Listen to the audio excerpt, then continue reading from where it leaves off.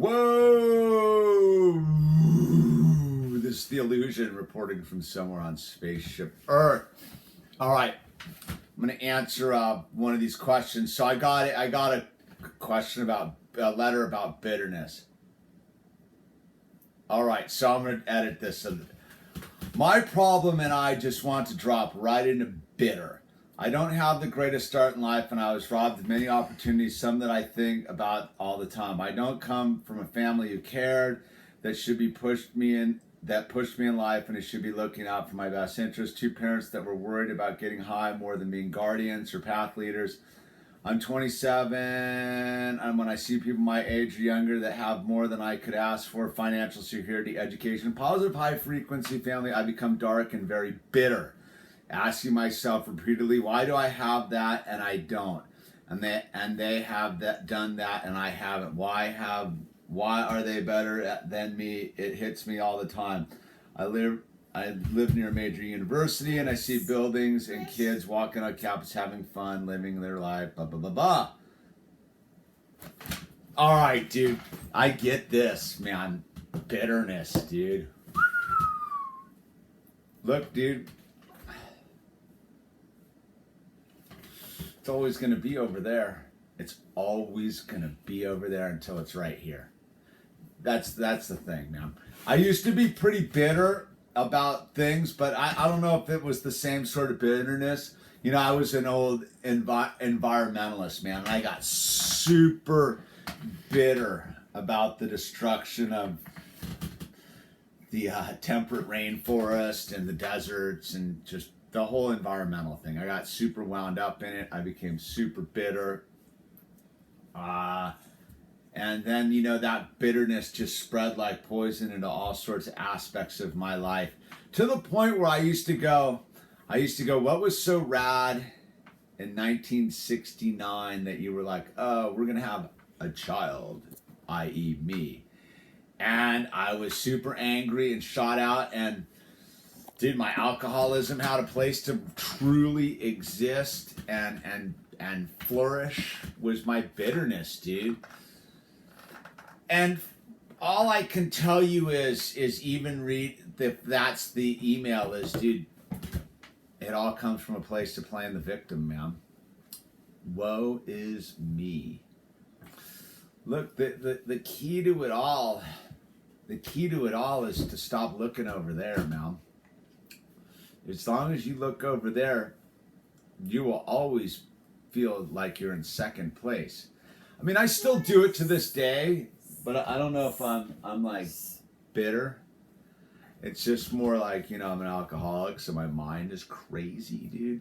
But it's this thing where I do know what it used to be, and it was like, why do they get to be happy and I get to be miserable? And this was early sobriety. I remember being sober, and I would see like happy couples, and I would be smoking my cigarettes and like brooding about poor me, and why can't I be happy, right? Why can't I be happy? And then some point, dude, I realized it was all an inside job, man, that I needed to figure me out, dude. If you can't love yourself, dude, how is anyone else gonna love you, man? It's just it's that dumb cliche right there. If you can't love yourself, how is anyone else going to love you? So you can look at all sorts of stuff, man, and let that be the excuse why your life looks the way it is.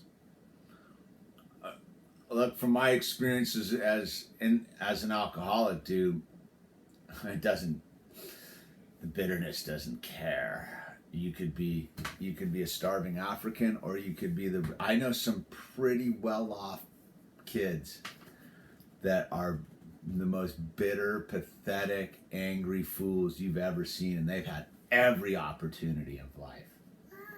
So that's not the problem. The problem is your perception, right? The problem is my perception. Because because bitterness means that I don't have to take responsibility for myself. It's somebody else's problem. It's they, them, those guys over there if only I had this. So I'll take this back to a story. So I was doing my thing, YouTube year 2, right? I'm sitting there, lonely guy smoking the cigarettes. If only I could find love. I made some videos, you know, the ones out there. And I'm sitting there in my thing, and I was like, you know, man, I'm a creative guy, and if I only had, you know, $10,000, dude, I could pull off what I needed to pull off. If I only had like 10 grand, like, cause I'd put a monetary value on it, right? Like 10 grand's gonna solve my problem, dude. $10,000 will solve my problem. Well, I'm making this video, right? And I'm looking at my closet, because I had a different deal going on with the video cameras. And I'm making this video, and I look in my closet, and I realized, dude, that I have $10,000 sitting in my closet. I have like 15 grand stashed away, man. All just in envelopes. I'd been working a bunch, dude, because I didn't have anything going on, dude. I was just stacking my cash, right? And I'm making this video, and I was like, oh my God, dude. Like, I have what I say I need. Now what's the problem? Because it wasn't the 10 grand. The 10 grand wasn't the answer to my problem. And it wasn't the problem why I couldn't do what I wanted to do. It was because I was being pathetic, man, and being a victim. And it always goes to this. Are you a warrior or a victim? Bitterness can't exist if you're a warrior. Bitterness can't exist if you're a victim, because bitterness is, oh, them and my circumstances suck and if only this and only that, and let me blame somebody. So if I go back and read that email, and if you know who you are, you read your email, you can read it and you will see, dude, the one person that you're not pointing the finger at is yourself, man. The one person who's giving you the hard time is you. And I mean me when I say you. I don't mean you. So that's the thing is we're our own worst enemies, dude. And the reason we're so bitter, the reason I was so bitter is because I couldn't look inward, because I didn't even know that was where the answer laid. Ooh, a lot of ways there. So I was looking at the thing, and I didn't realize it's all an inside job, man. Until I could get into happiness in this moment. Till I could be in acceptance of this moment. It was never going to get any better, dude. It was already perfect, right? And I can look back at my life right now, right? I can look back to those lonely years, 5 years ago? Well, look at me now, man. The little boy's standing here, dude. The hologram, dude. She's coming back with the minigram, dude. I had a full life, dude. I had a full life. So that lonely dude sitting there smoking American Spirits, like, well, I'm never going to find love, dude. I'm never going to find love, dude, was just lying to himself. Was just being a victim, dude. Was being pathetic. And was being bitter, dude. But it wasn't until that I let go of all of that, dude. Until I was like, all right, fine, man. And I think that's the key, right? I think that's the key is go, okay, fine. I remember when it all began to change, if I look back now. That's when I was like, fine, dude, I'm just going to be lonely till I die. I made it worst case scenario. Fine, I'm lonely till I die. Now what?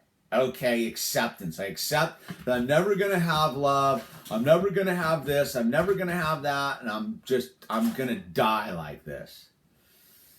And life got better, man. Because I was no longer sitting there looking around being like, oh, but they got it and they got it. Dude, and I still do the thing, man. I still sit sometimes and look at other people's deal and go, wow, man, like, I want to go surf down in Mexico, right? Why can't I? And then you look you dig into their lives a little bit and you realize, man, yeah, they go and surfing in Mexico, dude, but maybe they're not as happy as you are, dude. And that's the thing, is like, me personally, I have to weigh my perception against my depression, dude. I can become very naturally chemically unbalanced, dude. So I can look at the world as a pretty dark place sometimes and get pretty bitter about it all. But is that really me, or is that just me being in like a state of depression, and I have to account for that, dude, right? Like I have to put that into perspective and be like, okay, dude, not all of what you're seeing is true because you're a little... So that's the thing, is to know thy own self is to know thyself is to true. Well, I botched that, didn't I? So that's the thing. You got to figure out who you are first, man, because it's never going to be the outside issues. It's never going to be the list of, that's not the parents and the happy couples and the kids at the university and your crappy job. It's me. It's me and what I'm doing in it, man. I can sit here and mope around all day long and it's not going to change. Or I can decide to light a fire under my ass, man, and burn that idea down, dude, and start new and be like, okay, now what? What's the next moment going to offer? Because I'm not in a state of bitterness and resentment and looking over there. I'm right here, right now, going, what? What is it? And being like, oh, whoa, dude, it's a tiny blade of grass popping from the dirt in its marvelous journey towards the sun. Look, sometimes you just gotta be hippy dippy about it all too, dude, and stop being so deep, man. That's my problem. I can get all deep and think about stuff all, dude, what does the Vault 7 mean about it all? Bah, bah. Or I can do what my son does and just go, ooh, car, look at the car. So look, man, bitterness is just a state of mind, dude, and it's a choice you make, dude. But if you're a warrior, dude, you will choose not to be a victim anymore, man. That's my take on the bitterness thing. All right? Don't forget to subscribe. Tell your friends about what's going on here.